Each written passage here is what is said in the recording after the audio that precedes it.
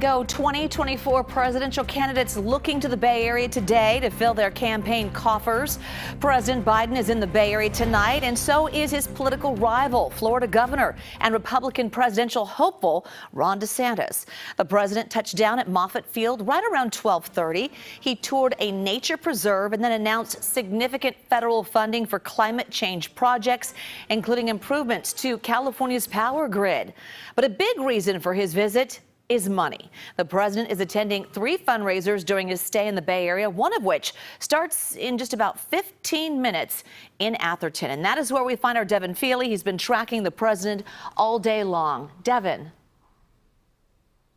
Hey, Juliet, my photographer Vince Garrido actually recorded video of the arrival of the president's motorcade here in this Atherton neighborhood at about 4:45 p.m. this afternoon.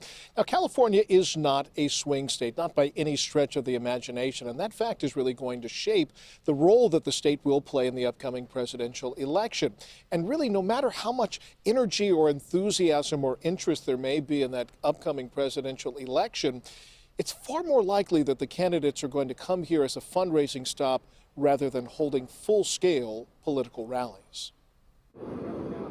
President Biden was greeted by Governor Gavin Newsom as he stepped off Air Force One this afternoon en route to the peninsula, where he touted the administration's record on the environment and climate change. I've seen wildfire devastation across the West, burning more acres to the ground than our square miles in the state of Maryland.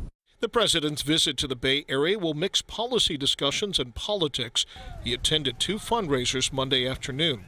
And for most supporters, the best they could hope for was a brief glimpse of his passing motorcade. My son Bennett said, "Dad, let's just go wave at the limousine." I'm like, all right, seems like a cool thing to do. Ken Rosenberg is no stranger to politics. He's the former mayor of Mountain View and says candidates often come to Silicon Valley to fill their campaign coffers. We call it the Silicon Valley ATM. But honestly, there's a lot of activism going on and progressive activism in Silicon Valley. And for them to come here, this is about as close as we can get often.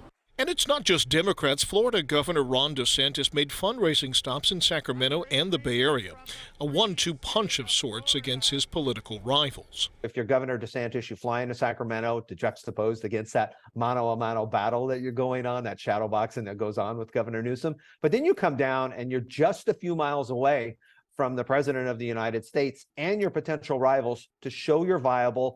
Sonoma State University political science professor David McEwen says the candidates will report on July 1st their fundraising totals for the second quarter of this year, an early indication of the strength of their campaigns. But back along the route of the motorcade, Ken and his son Bennett say, while the focus is money, they hope the candidates don't neglect the message. Concerns about the environment or the economy that they say will shape how and for whom they vote next year. We really need to accelerate the turn to sort of heal our environment, because I'm thinking about my future, I'm thinking about my kids' future.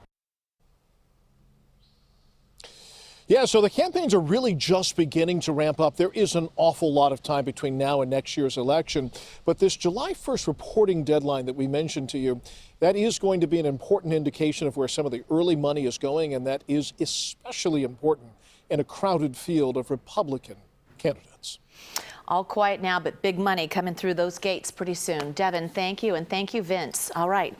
And just last week, another Democratic presidential candidate visited the Bay Area, Robert F. Kennedy Jr. He visited a food bank in San Lorenzo and a homeless encampment in Oakland. And although his nomination is a long shot, a new poll shows 15% of Democratic voters support Kennedy, but President Biden still dominates with 62%.